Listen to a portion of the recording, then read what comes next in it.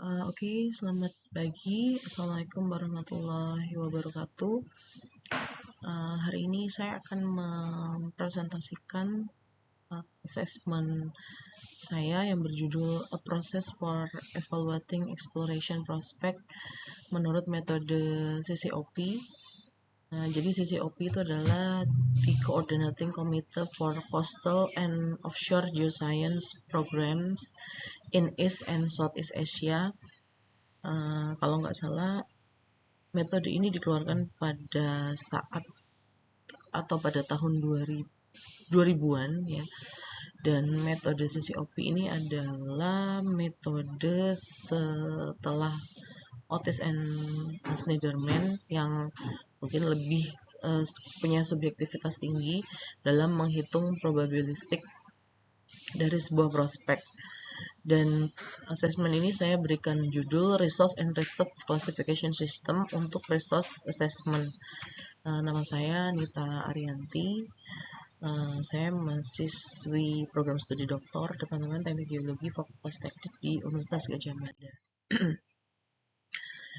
Jadi prospek evaluation itu sangat penting dilakukan dalam sebuah kegiatan eksplorasi karena dengan prospek evaluation kita mengetahui probabilistik keberhasilan ataupun probabilistik kegagalan ya. Jadi yang dimaksud dengan keberhasilan itu bukan hanya discover untuk saat ini. Jadi keberhasilan itu adalah discover dengan volumetric minimum yang ada pada sebuah prospek di suatu lapangan migas ya. Jadi ada beberapa feature yang akan dihitung, terutama pasti tentang petroleum sistemnya, baik itu elemen ataupun proses.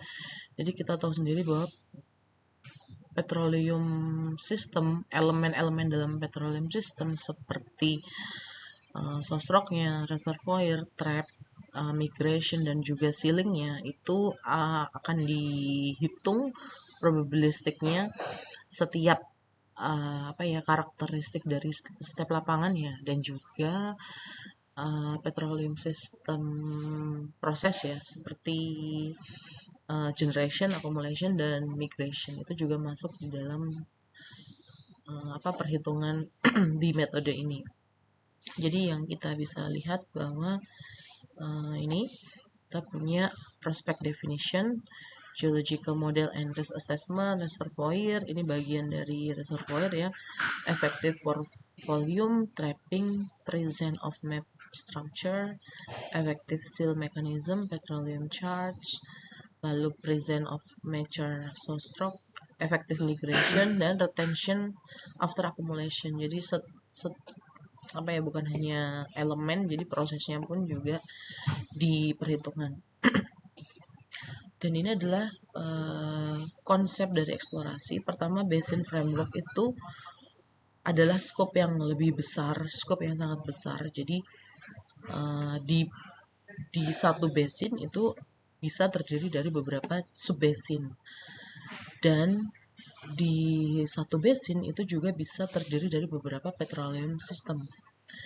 Dan untuk konsep yang basin framework dan juga petroleum system ini adalah economic not important, karena ini adalah studi dengan lingkup yang besar.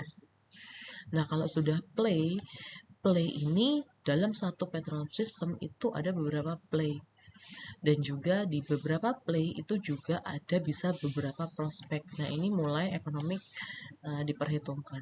Ini adalah berdasarkan guidelines ini adalah berdasarkan CCOP tahun 2000 yang bisa dilihat di websitenya www.ccop.or.th, karena basis dari CCOP sendiri itu kalau tidak salah ada di Thailand.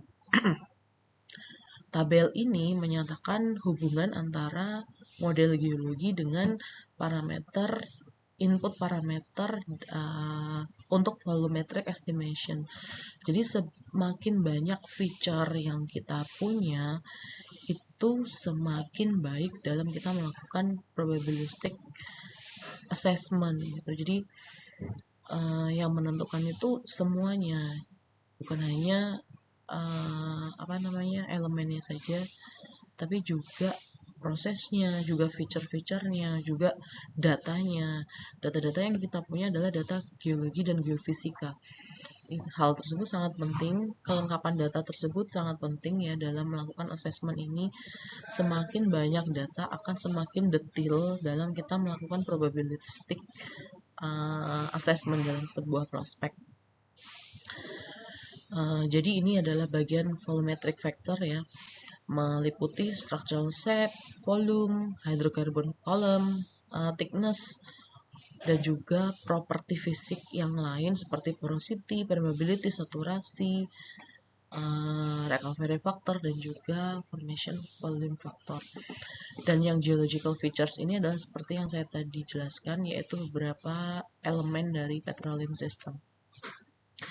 Metode ini saya artikan lebih baik daripada metode Otis and Sniderman, karena metode Otis and Sniderman itu masih sangat subjektif dalam menilai, tidak banyak feature-feature yang dimasukkan, dan juga memang metode Otis and Sniderman ini juga lebih tua, jadi dia tahun discovernya itu juga lebih tua daripada yang sudah dikeluarkan oleh CCOP ini. Ini adalah beberapa kesimpulan yang saya dapat, yaitu overall kesubjektifan pada CCOP ini sedikit terpangkas, walaupun saya rasa sih tetap ada ya. Jadi ada, tapi tidak terlalu subjektif seperti yang metode sebelumnya. Oke, saya akan next. Nah, ini adalah tabel antara reservoir facies dan kedalaman reservoir versus data. Di sini kita lihat ya sebelah kiri. Ini kita lihat sebelah kiri. Jadi ada data-data yang dimasukkan seperti direct data, proximal deposit, direct data, more distal deposit, sampai ke indirect data, seismic sequence analysis. Artinya jika data yang kita ambil itu adalah bukan data yang istilahnya itu seperti kayak perhitungan langsung, bukan asumsi. Nah, jadi bukan asumsi, dan dia memiliki deposit yang dekat dengan sumbernya, itu nilainya akan lebih baik daripada yang dilakukan dengan asumsi. Tetapi hal ini juga ditunjang dengan di mana letak depositional environment-nya. Apakah dia di shallow marine, coastal deltaic tidal, submarine vent, atau dia adalah sebuah carbonates. Ini poin-poin yang dinyatakan di dalam in between ini itu adalah poin-poin yang akan kita masukkan ketika kita menilai sebuah prospek, di mana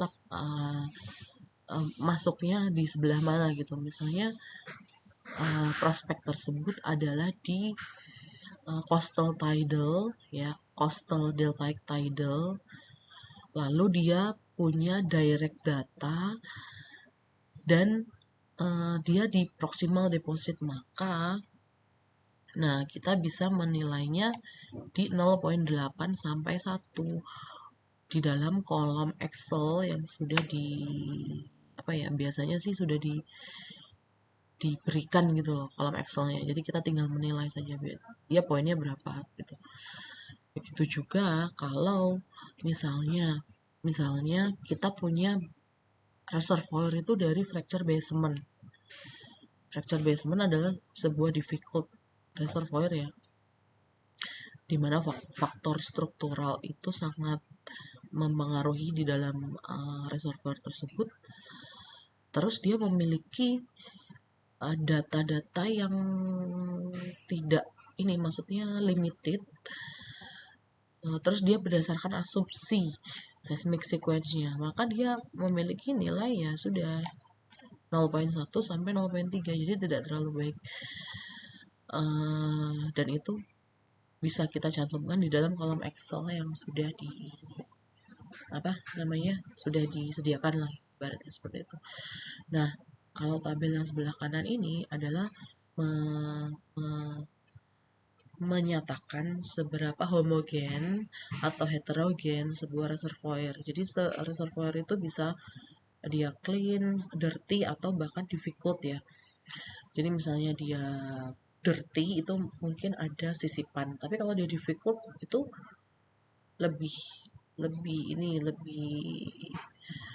uh, lebih inilah daripada yang dirty itu tadi. Mungkin sisipannya ada 2, silt dan clay di dalam 1 sen misalnya seperti itu. Nah, itu juga mempengaruhi daripada nilai feature tersebut. Jadi reservoir depth, jadi misalnya dia homogen clean reservoir atau dia mix unclean reservoir ya, di kedalaman tertentu ya, misalnya ini di kedalaman 1000 sampai 3000, apakah dia homogen ataukah dia mix, lalu apakah dia direct data proximal deposit ya atau tidak. Nah, ini ditentukan. Jadi misalnya dia dia homogen, lalu dia undirect data atau berdasarkan asumsi ya sudah nilainya adalah segini. Jadi pada tabel reservoir facies, hubungan ketersediaan data dengan lingkungan pengendapan betul-betul sangat berpengaruh. Seperti yang saya nyatakan tadi ya. Dan semakin ke bawah trennya kita bisa lihat ya, semakin dia dalam ibaratnya. Jadi kalau ini 1000 sampai 3000 meter, 3000 sampai 4000, dan di atas 4000 itu nilai probabilitasnya tuh pasti akan mengecil. Karena dia potensi, maksudnya apa ya, prospeknya kita bisa menilai misalnya lebih difficult, bisa kita ini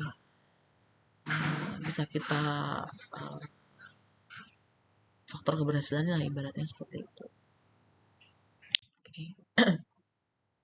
Dan ini adalah structure closure dan sealing mechanism. Seperti sebelumnya saya katakan bahwa semakin banyak feature, semakin banyak atau semakin bagus probability yang analisis probability yang bisa kita lakukan ya.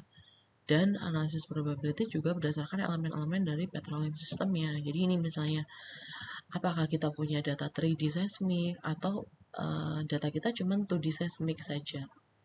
2D seismic pun juga apakah dia dense grid atau open grid atau very open grid, itu juga menentukan nilai daripada probabilitas keberhasilan. Jadi misalnya dia, saya punya 3D seismic, tapi structure closure saya adalah yang misalnya ini high structural complex di high structural complex di good ini apa namanya, kayak ini unreliable correlation analog model. Nah, seperti ini misalnya, ini unreliable analog model, di sini adalah good correlation netsen. Nah, ini adalah nilai-nilainya. Jadi kita tinggal memasukkan ya, misalnya data kita 3D seismic, misalnya kita unreliable correlation analog model di high structural complex, ya sudah, berarti nilai kita adalah ini. Oke. Yang selanjutnya adalah untuk seal mechanism. Ini ya seal mechanism. Dia parameternya adalah very good, good, acceptable, dan poor. Nah, kita lihat di sini dia itu seal mekanismenya itu dari apa gitu. Misalnya dia dari anti-clean atau build up seperti karbonat ya, atau dia dari fault dengan seal quality-nya itu yang bagus misalnya, ya sudah, kita bisa memasukkan poin yang ini. Atau seal quality itu begini, misalnya kita juga punya yang namanya time time risk migration. Jadi apakah sealingnya itu terbentuk lebih dulu daripada proses migrasi ataupun tidak, itu juga mempengaruhi. Jadi misalnya sealnya sudah terbentuk sebelum kita prediksi material organiknya yang sudah matang, yang sudah mature itu bergerak dari sosrok ke reservoir. Nah, maka ya sudah kita menilainya seal quality-nya adalah good ataupun very good. Dan kita tahu structural type-nya adalah misalnya anti-clean, ya kita tinggal menilai bahwa dia akan sangat baik gitu. Antara poin mungkin 0,8 sampai 0,9 sampai 1. Dan ini adalah contoh ya, misalnya sealingnya itu misalnya berupa apa dan juga ketebalannya bagaimana. Misalnya dia ketebalannya tidak tebal gitu ya, atau thin. Ya kita cuma masukin ke acceptable aja gitu kan kita masukkan ke misalnya good atau very good gitu. Apalagi dia punya seal mechanism yang dari batuan keras seperti basalt ataupun dari fault ataupun dari seperti salt anhydride atau karbonat, itu yang paling baik untuk sealing quality ya. Oke, dan ini sama seperti tadi tapi di lain features ya. Ini adalah effective source rock dan ini adalah probability of effective migration and timing. Kita bisa lihat sendiri ini data reliability-nya, apakah dia proven source rock atau dia difficult source rock ataupun yang lain ya. Semakin ke bawah dia nilainya akan semakin jelek ya. Dan ini adalah depositional environment-nya. Apakah dia di marine or lacustrine environment, apakah dia di mix marine or lacustrine, atau dia di deltaic, itu juga punya nilai yang berbeda. Dia akan bagus kalau depositional environment-nya terletak pada marine atau lacustrine dengan sapropolic organic matter. Itu kalau dia proven source rock-nya, dia akan memiliki nilai paling tinggi di sini. Ini migration ya. Jadi adalah time risk migration. Jadi hubungan antara timing dan juga migration processes.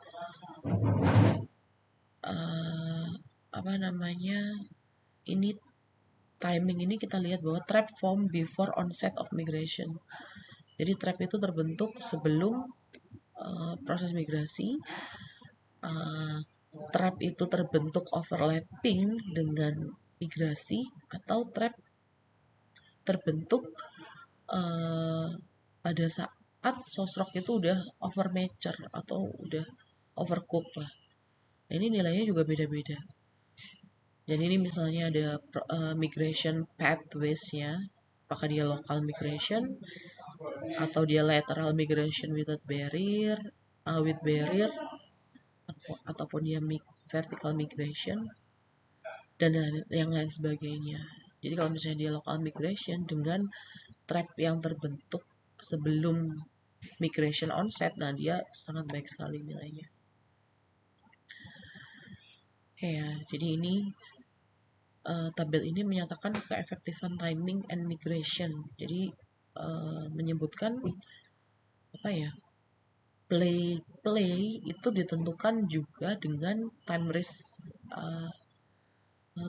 migration-nya ini. Jadi penting ketika kita tahu kita memperkirakan material organik sudah mature atau sudah done to cook ya, dari source rock menuju ke reservoir dan sudah ada trapping dan sealing yang akan menjebak. Nah itu nilainya bagus.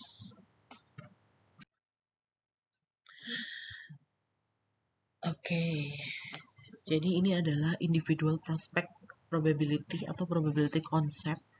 Seperti yang awal tadi saya jelaskan bahwa probability akan berbanding terbalik dengan risk. Artinya misalnya begini, probability 0,3 berarti risknya adalah 1 min 0,3. Dia 0,7.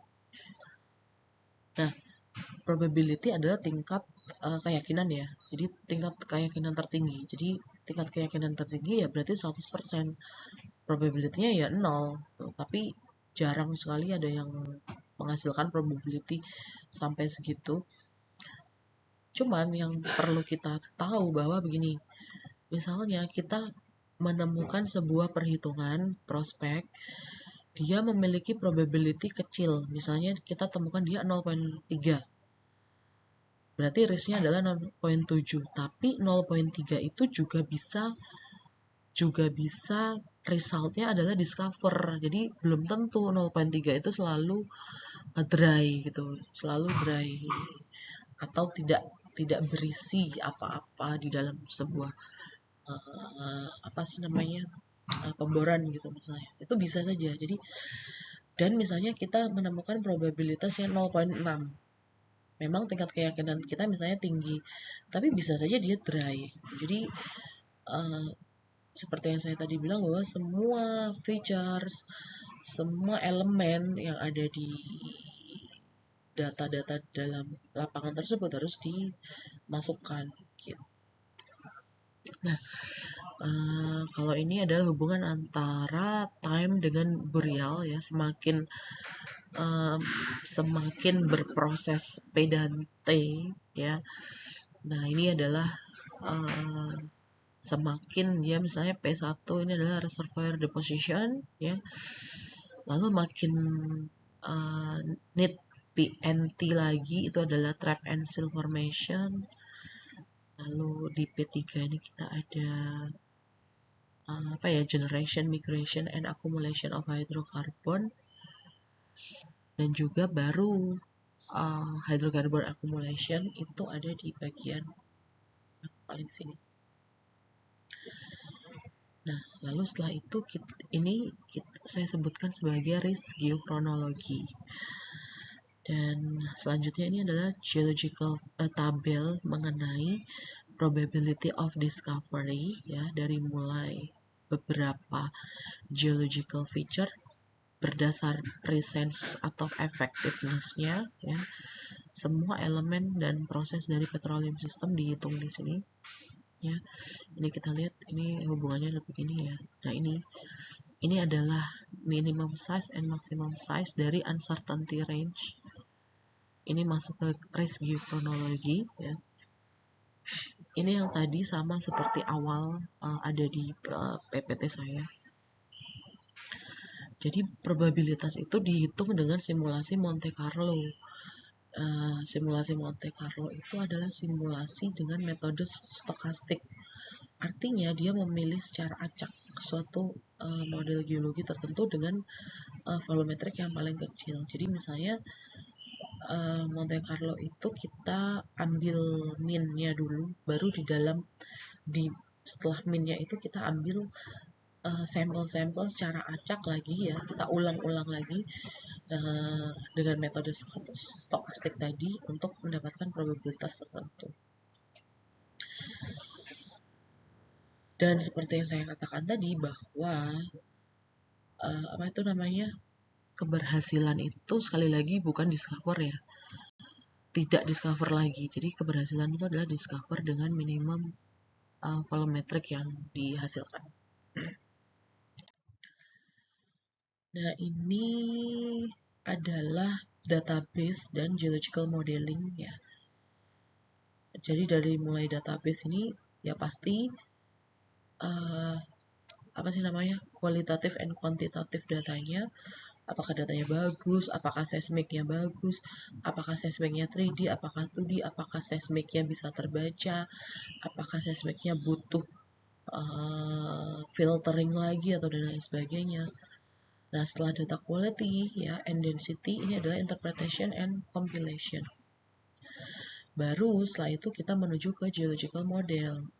untuk melihat reliability of geological model dan volumetric estimate. Nah, itulah. Jadi probability dengan volume atau volumetric, nah itu adalah keberhasilan gitu. Jadi bukan hanya probability saja ya. Nah, ini adalah tabel tentang apa data quality, quantity, dan juga ininya. Jadi misalnya kita punya seismic,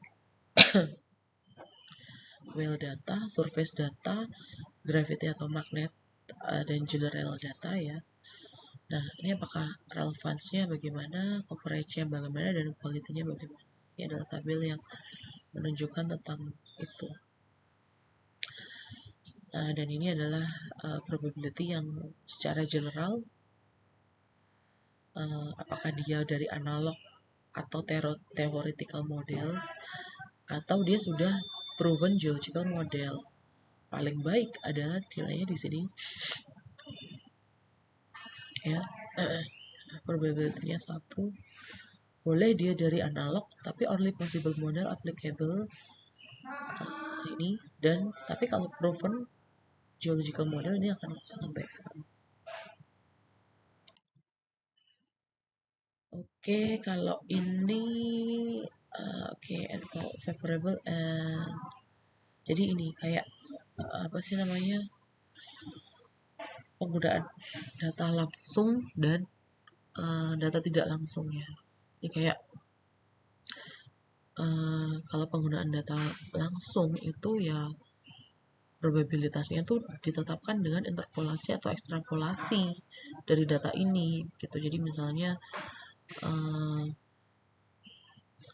model-model geologi yang dievaluasi itu dilihat probabilitasnya, misalnya untuk apa ya, jarak antar data ke modifikasi berikutnya gitu. Ini adalah beberapa yang saya ambil kesimpulannya. Nah, kalau Otis and Snyderman, model-model yang didukung keberadaan data langsung itu mendukung ya. Dan probabilitas kejadian dalam kasus-kasus seperti ini akan memiliki nilai resiko rendah gitu. Jadi resiko rendah itu berarti probabilitasnya besar ya, misalnya 0,7 sampai 0,9. Kalau data langsung yang tidak mendukung model, probabilitasnya itu ya tidak mendukung, resikonya tinggi gitu. Jadi mungkin probabilitasnya 0,1 sampai 0,3. Nah, kalau ini adalah menggunakan data tidak langsung, jadi seperti apa ya, data tidak langsung tuh seperti kayak apa sih, regional geology, jadi kayak ngambil-ngambil model teoretik. Itu adalah contoh-contoh data tidak langsung, jadi seperti analog, model analog. Tapi kedua model ini bisa dilakukan dalam studi probabilitas di prospek sama saja gitu. Ini seperti yang tadi, tapi tentang ini apa namanya, depositional environment, sama sepertinya saya sudah menyatakan tadi sih. Jadi yang baik itu biasanya dia direct data, proximal deposit, terus dia di shallow marine, atau mungkin di deltaic juga bagus, di submarine juga bagus, lacustrine juga bagus ya. Jadi misalnya ada di marine kah, atau di continental kah, atau di other, dengan poin nilai segini begitu. Ini tadi juga sudah. Lalu kita mungkin langsung saja menuju ke perhitungan ya. Ini tadi juga sudah. Ini adalah contoh-contoh sealing mechanism. Dia bagus misalnya model seperti ini. Tuh, jadi dia kalau yang ini mungkin tadi nilainya agak kurang. Apalagi dari unconformity ya. Tadi mungkin agak rendah nilainya. Seperti ini.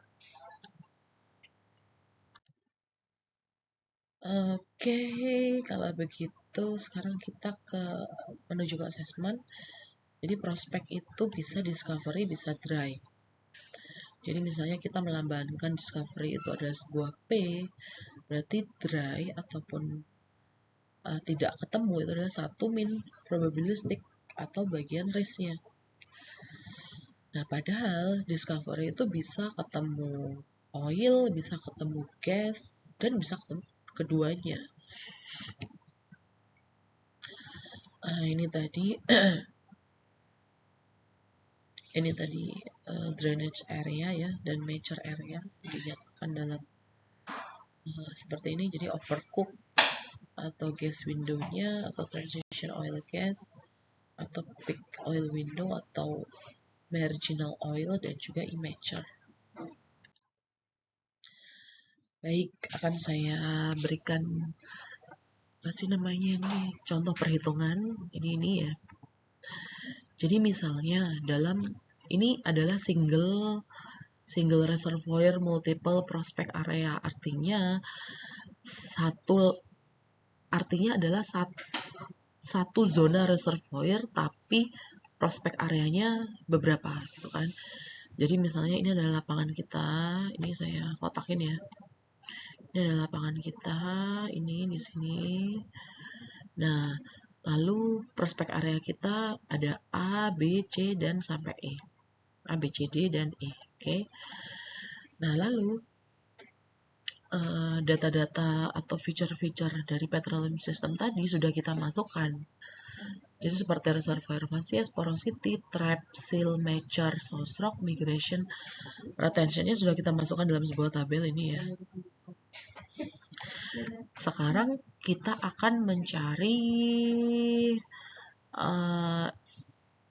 other independent factor. Ini kita akan mencari common factor dan juga kita akan mencari individual probability. Nah, kita ke ini dulu ya, ke other independent factor dulu. Jadi 0,54 ini adalah hasil perkalian antara porosity prospek A, trap identification prospek A, seal prospek A, dan juga migration di prospek A. Artinya 0,54 ini adalah 0,6 dikali 1 dikali 0,9 dikali 1. Nah, jadi dia adalah 0,54. Begitu juga dengan prospek di B, C, D, dan E. Itu adalah hasil perkalian antara porosity prospek misalnya di B, ya sudah porosity B, trap B, seal B, dan juga migration B. Nah, lalu mencari common factor atau PS ya, PS ini 0,56. Ini sama dari prospek A, B, C, D, E ini sama common factor-nya, yaitu perkalian antara reservoir facies, mature source rock, dan juga retention-nya. Ini nilainya sama karena satu reservoir itu ya kan dinilai sama kan gitu. Jadi akan sama untuk common factor-nya.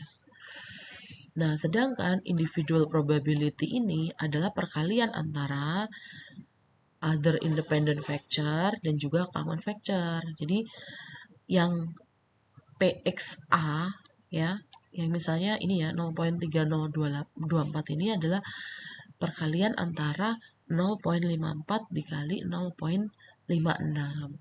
Begitu juga dengan 0.36288 ini hasil dari 0.648 dikali 0.56. Gitu.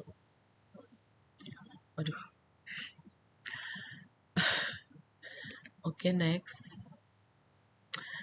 Sekarang kita melakukan probabilitas ya. Saya begini.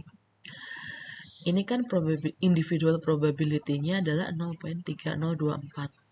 Ya kan? Berarti PA ini adalah begini. Ternyata PA 0.3024 itu adalah A discovery atau A ketemu ya, atau berhasil gitu, discover. Berarti prospek A yang dry yang ini itu adalah satu min probabilistik A discover. Jadi 1 min 0.302 ini adalah 0.698. Jadi saya contohkan bahwa tanda ini itu adalah A dry, dan kalau A seperti ini itu adalah A discover. Nah, ketika kita tahu bahwa A ini adalah discover, padahal probabilitasnya adalah 0.302, berarti tingkat keyakinan kita besar akan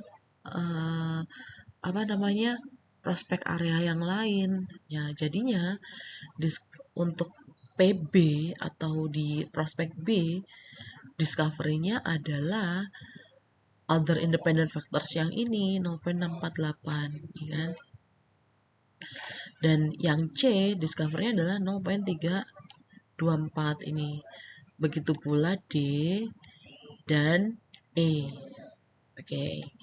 Nah, lalu bagaimana prospek B dry terhadap A discover? Ya tinggal dikurangi, 1 dikurangi 0.648. Jadinya adalah 0.352. Dan seterusnya untuk prospek C, D, dan E. Nah, sekarang kita ke sini ke A dry. Jadi ini menggunakan rumus ini ya. Menggunakan rumus ini. Jadi misalnya prospek A yang dry ini tadi kan hasil pengurangan 1 min 0.302. Nah, lalu bagaimana statusnya probabilistik B discover terhadap A dry? Nah, ini adalah rumusnya adalah ini. Jadi P prospek ya, P prospek prospek tertentu dalam A yang discover dikalikan PS ini dikalikan P A dry dalam S ya dibagi probabilistik A dry. Jadi kalau saya melakukan perhitungan ini tuh akan sama, misalnya ini ya. Ini tuh akan sama karena dia bukan variabel. Jadi dia bukan X, jadi dia menyatakan A. Sehingga dari mana dapat angka nilai ini 0.239 itu adalah probabilistik B, yaitu ini ya 0.36288 dikali PS ya, ini PS-nya common factor. Jadi ini didapat dari 0.36288 dikali 0.56 dikali, nah ini P A dry, probabilistik A dry terhadap S itu adalah 1 min P probabilistik A discover dalam S, yaitu 1 min ini, 1 min 0.6 ini kan, 1 min 0.648.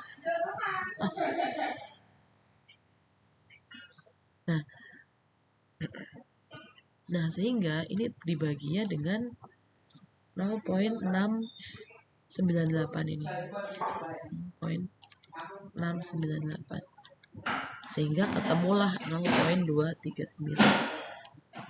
Nah, begitu juga dengan yang 0 ini. Ini adalah ini ya dikali 0.56 dikali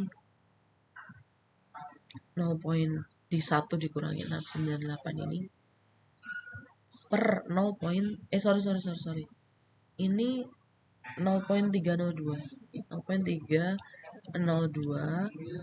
Yang ini 1 min 0.698. Gitu. Oke, saya teruskan.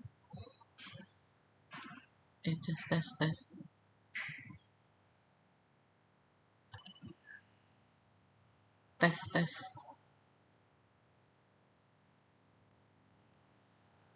Nggak bisa. Replay.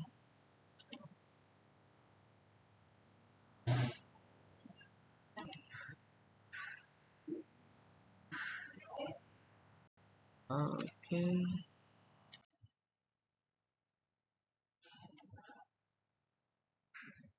Nah, oke, ini yang terakhir. Ini adalah conditional probability dari multiple reservoir. Artinya dalam satu lapangan itu bukan reservoirnya itu ada banyak, jadi bukan single reservoir. Jadi misalnya ada layer-layer yang diprediksi sebagai reservoir sebanyak X kali. Jadi misalnya kalau di gambar ini itu ada 3 ya, A, B, dan C. Dan lalu ini adalah probability-nya ya. Jadi begini, pada kondisi multiple reservoir, probability-nya itu A lebih kecil daripada B dan C sebenarnya. Karena apa? Karena kalau kita tahu kan sosrok bergerak, hidrokarbon bergerak dari sosrok ke reservoir. Kalau reservoirnya ini yang A ini kan paling atas, berarti dia probability-nya tuh paling kecil dibandingkan dengan misalnya B dan C ini, begitu. Nah, dalam kasus multiple reservoir yang seperti ini, misalnya begini, kita anggap misalnya A ini adalah dry, jadi atau undiscover ya. Jadi probability A ini kalau dia 0.28, kalau dia kondisinya itu dry, berarti probability A yang dry secara perhitungan adalah 1 dikurangi 0.28, yaitu ya berarti jangan dilanjutkan gitu ya. Jadi dia 0.28 aja misalnya itu dry gitu kan. Nah, ini adalah contoh perhitungan dalam multiple reservoir. Ini adalah rumusannya untuk mencari probability B kalau A dry, dan untuk mencari probability C jika A dry gitu kan. Nah, ini adalah rumusannya. Lalu kita masukkan angka-angkanya. Angka-angkanya ini sudah diketahui ya. Ada poin 0.28, 0.9, 0.36 ya. Lalu ini adalah hasilnya. Probability-nya adalah 0.15 dan 0.083. Berarti ini adalah seperti ini ya, probability B. Berarti ini risknya 1 dikurangi 0.1, risknya sama dengan 0.9. 0.15 dan mungkin 0.85 ya, 0.85. Nah, dengan risk segini itu mungkin bisa menjadi pertimbangan bahwa prospek ini tuh akan dilanjutkan atau tidak, atau sebagai bahan studi saja atau bagaimana gitu. Oke. Lalu ini seperti yang tadi ya, daripada play, ini adalah di basin framework. Ini petroleum system, ini petroleum play dan prospek. Ini adalah satu basin ya. Ini adalah satu basin. Ini bisa terdiri dari beberapa sub basin ya. Ini daripada beberapa sub basin itu terdiri dari beberapa petroleum system ya, dan juga petroleum play. Nah, daripada beberapa petroleum play itu ada beberapa prospek. Nah, jadi kalau kenapa dua ini ekonomik tidak diikutkan ya, karena dia masih dalam skop besar gitu. Nah, ini lainnya adalah sukses rasio. Bagaimana menghitung sukses rasio? Nah, menghitung sukses rasio itu adalah misalnya rasio tidak sukses plus 1 dibagi ini adalah N besar no of trial plus 2. Itu adalah sukses rasio.